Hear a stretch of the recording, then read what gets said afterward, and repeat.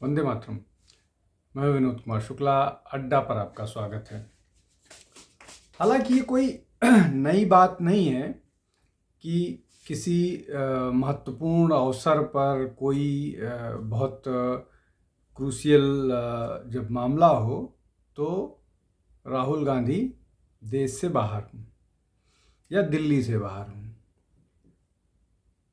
बहुत सारे मौके ऐसे होते हैं जब संसद सत्र चालू होता है और राहुल गांधी देश से बाहर मिलते हैं। वियतनाम कभी होते हैं, कभी मलेशिया होते हैं, कभी फ्रांस होते हैं, कभी जर्मनी होते हैं और इसकी एक लंबी फहरिस्त है कि वो कब कब कहाँ कहाँ। और कई कई बार तो ऐसा भी हुआ है कि पूरा का पूरा सेशन वो अनुपस्थित रहे हैं। अभी तो नेता प्रतिपक्ष हैं और उस पर हम कई वीडियो भी बना चुके हैं, हमारे चैनल पर आपको मिल जाएंगे। लेकिन अभी जब 5 प्रदेशों के चुनाव परिणाम कल आने वाले हैं, जिसमें पश्चिम बंगाल है, तमिलनाडु है, केरल है, आसाम है और पुडुचेरी। अब इसमें अगर आप बात करें तो पश्चिम बंगाल में कांग्रेस का कुछ ज़्यादा स्टेक पर नहीं है। 294 सीट में अगर उनको 1 सीट या 2 सीट मिल जाए तो वो उसको उपलब्धि पार्टी मानेगी। लेकिन आसाम में तो सीधे तौर पर कांग्रेस और भारतीय जनता पार्टी की लड़ रहे हैं वहाँ पर। और कांग्रेस का दावा था या राहुल गांधी का दावा था कि वहाँ पर वो कांग्रेस जीतेगी। हेमंत विश्व शर्मा को सीधे चैलेंज था, तो आसाम में वो सीधे लड़ाई में है। हालांकि एग्जिट पोल आया है वो बहुत खुश करने वाला नहीं है कांग्रेस को। अब इसके अलावा तमिलनाडु की बात करते हैं। तमिलनाडु में अलायंस के साथ इस तरह की खबरें आ रही हैं कि वहाँ पर एक बार फिर डीएमके रिपीट कर सकता है। और अगर डीएमके नहीं भी रिपीट करेगा तो सिंगल लार्जेस्ट अलायंस होने जा रहा है। अब अगर हंग जैसी सिचुएशन होती है तो उसमें विजय जो है वो बड़े प्लेयर होंगे और जिस तरह की संभावनाएं हैं उसमें वो डीएमके के साथ जाते हुए नहीं दिखते हैं। लेकिन फिर भी वहाँ पर कांग्रेस जो है वो मजबूत मतलब अलायंस के साथ मजबूत दिख रही है।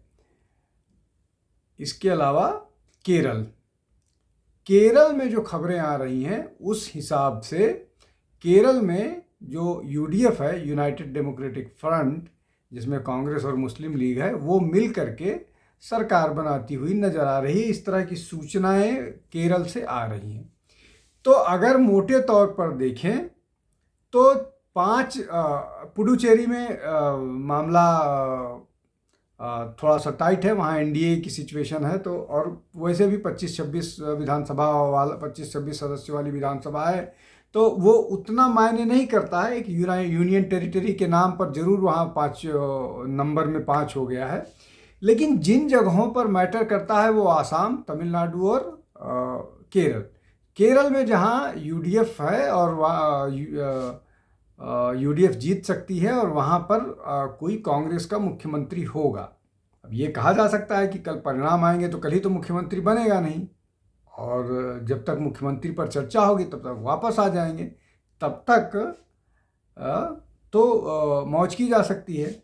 अब जब आखिरी फेज के वोटिंग हो रही थी पश्चिम बंगाल में, जैसा मैंने कहा कि पश्चिम बंगाल में कुछ भी नहीं है कांग्रेस के लिए। 1 सीट मिल जाए, 2 सीट मिल जाए तो उनके लिए बड़ी उपलब्धि है।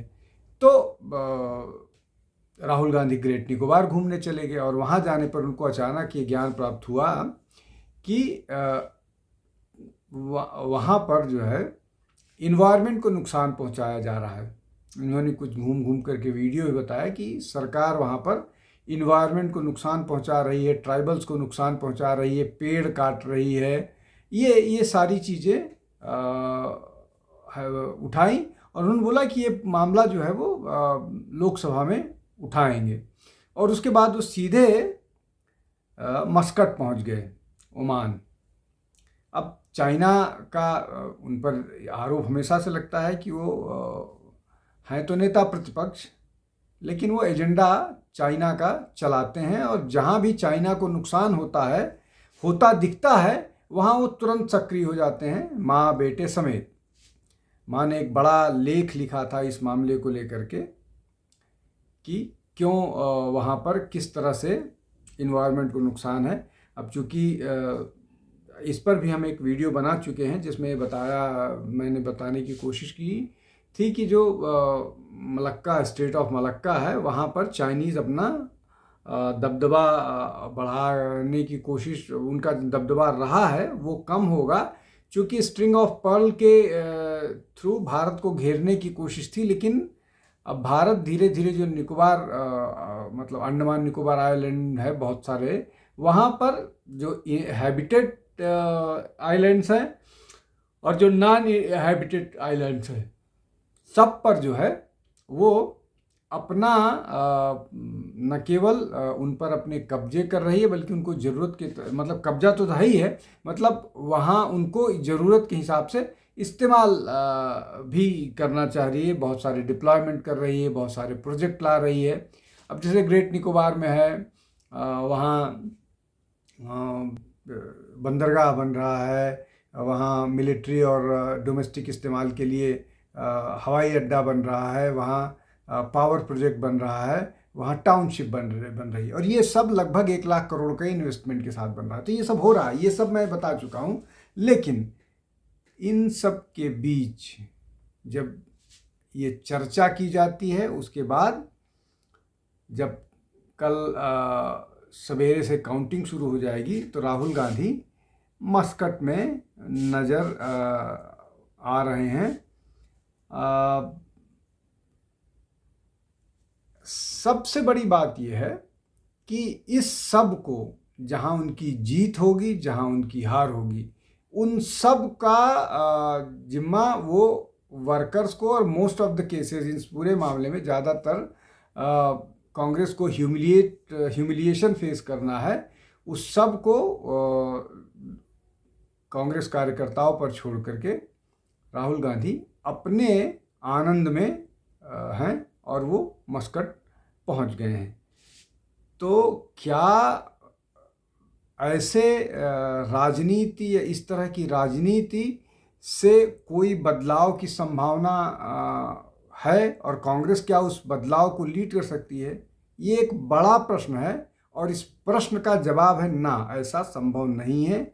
जिस तरह की राजनीति राहुल गांधी कर रहे हैं, उस तरह से न देश में बदलाव हो सकता है, न बदलाव की राजनीति हो सकती है, और न कांग्रेस को रिवाइव किया जा सकता है। आज के लिए बस इतना ही। बहुत बहुत धन्यवाद। नमस्कार।